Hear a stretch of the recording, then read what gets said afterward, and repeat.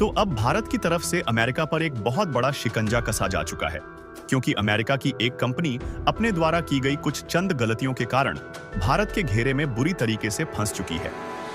हम बात कर रहे हैं अमेरिका की एरोस्पेस के मामले में दिग्गज construction and manufacturing company general electric की, जो कि भारत के घेरे में फंस चुकी है और भारत ने इस पर एक भारी भरकम पेनल्टी लगा दिया है। और द हिंदू की इस रिपोर्ट में आप साफ साफ देख पाएंगे कि India invokes penalty clause against General Electric for engine delays for LCA Mark 1A डारसल। पिछले कुछ सालों से Bharat made in India programme के तहत नए वेरिएंट वाले लाइट कॉम्बैट एयरक्राफ्ट को भारत में स्वदेशी तौर पर डेवलप किया जा रहा है, जिस पर भारत की हिंदुस्तान एरोनॉट लिमिटेड बाकी की कुछ कंपनियों की मदद से काम कर रही है। लेकिन इसमें उपयोग होने वाले इंजन का कॉन्ट्रैक्ट अमेरिकी कंपनी जनरल इलेक्ट्रिक को सौंपा गया था, क्योंकि अमेरिका की यह कंपनी एयरक्राफ्ट के इंजन बनाने में काफी ज्यादा माहिर है। हालांकि इस कंपनी ने कॉन्ट्रैक्ट तो ले लिया था, लेकिन तय की गई समय सीमा के अनुसार आज 18 महीने से भी ज्यादा की देरी हो चुकी है, जिससे भारत में शुरू किए गए लाइट कॉम्बैट एयरक्राफ्ट बनाने का प्रोजेक्ट लगभग पिछले 2 सालों से लटका हुआ है। लेकिन अमेरिका की यह कंपनी अभी भी भारत को एक के बाद एक बहाने बता रही है, जिसके कारण भारत को मजबूरन अमेरिका की इस कंपनी के खिलाफ एक भारी भरकम पेनल्टी लगानी पड़ी है, जिससे अमेरिका को काफी बड़ा झटका लग रहा है। पूरी डेवलपमेंट को विस्तार से समझेंगे और आपको यह भी बताने वाले हैं कि कौन सी पेनल्टी अमेरिकी कंपनी पर भारत के द्वारा लगाई गई है। लेकिन आगे बढ़ने से पहले इस वीडियो को लाइक करके चैनल को सब्सक्राइब जरूर कर लीजिए, क्योंकि यह आपके लिए तो 1 सेकंड का काम है, लेकिन इससे हमारी काफी बड़ी मदद होती है।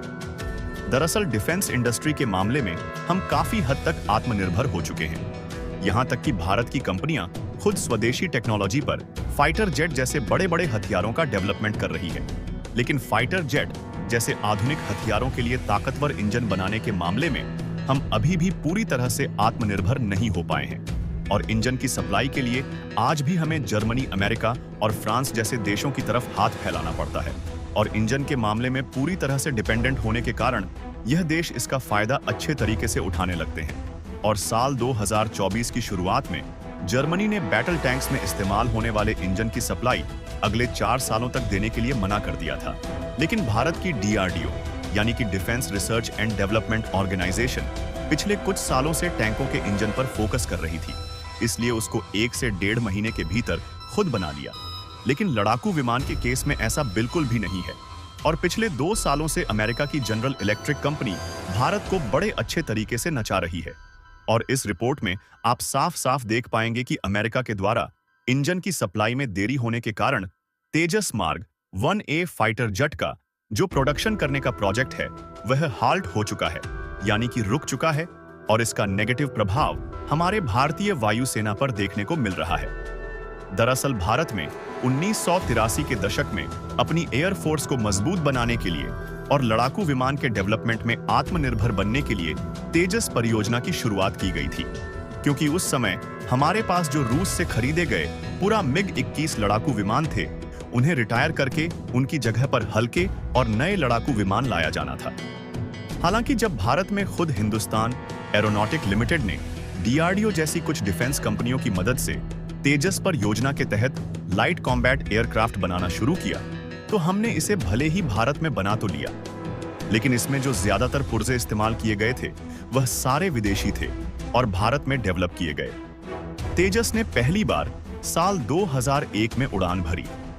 हालांकि यह एक प्रकार का प्रोटोटाइप था और उसे भारतीय वायुसेना में हम लोगों ने शामिल नहीं किया। भारतीय वायुसेना में शामिल करने के लिए साल 2016 में तेजस मार्क A का डेवलपमेंट शुरू किया गया और इसे हम लोगों ने अपनी इंडियन एयरफोर्स को सौंप दिया। लेकिन कहते हैं ना कि समय के साथ हथियारों में आधुनिकीकरण होना जरूरी है। इसीलिए जब भारत को लड़ाकू विमान बनाने में सफलता मिलने लगी, तो तेजस के अपग्रेडेड वेरिएंट को इस समय बनाने का फैसला लिया गया, जो कि रडार से युक्त हो और बाकी की भी सारी आधुनिक सुविधाओं से लैस हो। और भारत की हिंदुस्तान एरोनॉटिक लिमिटेड ने यह डिसीजन लिया कि इस बार जो अपग्रेडेड तेजस होगा उसे पूरी तरह से स्वदेशी पुर्जे के साथ बनाया जाएगा।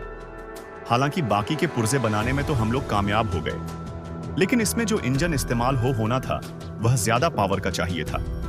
इसलिए हमने इसमें अमेरिका की जनरल इलेक्ट्रिक कंपनी से ही इंजन खरीदना उचित समझा, क्योंकि बाकी के तेजस एयरक्राफ्ट में भी अमेरिका की इसी कंपनी के द्वारा सप्लाई किए गए इंजन लगाए गए हैं। और जब नए वेरिएंट वाली तेजस मार्ग एक ए फाइटर जेट का पहला प्रोटोटाइप टेस्ट किया गया तो वह सफल रहा, जिसके बाद तेजस मार्ग 1A के लिए भारतीय वायुसेना ने 83 विमानों का ऑर्डर दिया। इसीलिए साल 2021 में भारत की हिंदुस्तान एरोनॉटिक लिमिटेड ने अमेरिका की इंजन बनाने वाली कंपनी जनरल इलेक्ट्रिक के साथ $716 मिलियन का कॉन्ट्रैक्ट फाइनलाइज किया, जिसके मुताबिक जनरल इलेक्ट्रिक को तेजस मार्ग 1A में इस्तेमाल होने वाले F444 इंजन की सप्लाई पिछले साल 2023 से ही शुरू कर देनी थी और अमेरिकी कंपनी के द्वारा हर साल 16 इंजन की सप्लाई करनी थी। लेकिन साल 2023 में तो यह हो नहीं पाया और आज साल भी बीत रहा है, लेकिन अभी तक भारत को इंजन की सप्लाई नहीं मिल पाई है। हालांकि यह दोनों देशों के बीच चलने वाला एक लंबे समय का कॉन्ट्रैक्ट था, इसलिए इस कॉन्ट्रैक्ट में पिछले साल मॉडिफिकेशन किया गया और जनरल इलेक्ट्रिक द्वारा बनाया गया F44 का मॉडिफाइड इंजन 414 खरीदने की बात की गई, क्योंकि नया वाला इंजन पुराने वाले इंजन से 35 पर ज्यादा ताकतवर है। हालांकि आज साल 2024 बीत रहा है, लेकिन अभी तक हिंदुस्तान एरोनॉट लिमिटेड को किसी भी प्रकार के इंजन अमेरिकी कंपनी जनरल इलेक्ट्रिक की तरफ से सप्लाई नहीं की गई और तय की गई समय सीमा के अनुसार आज 18 महीने की देरी हो चुकी है। लेकिन इस बीच जनरल इलेक्ट्रिक के द्वारा कई अन्य देशों में इंजन की सप्लाई की गई और भारत के इंजन सप्लाई पर ध्यान नहीं दिया गया। इसीलिए भारत को मजबूरन ही जनरल इलेक्ट्रिक पर ठोस पेनल्टी लगानी पड़ी। हालांकि यह दंड किस प्रकार का होगा, इस बारे में कोई भी जानकारी उपलब्ध नहीं है, लेकिन यह बताया जा रहा है आर्थिक पेनल्टी तो बिल्कुल भी नहीं लगाई जाएगी और यह हो सकता है कि दोनों देशों के बीच कॉन्ट्रैक्ट में ही फेरबदल किया जाए, जिससे अमेरिका का दिवाला अच्छे तरीके से निकलने वाला है।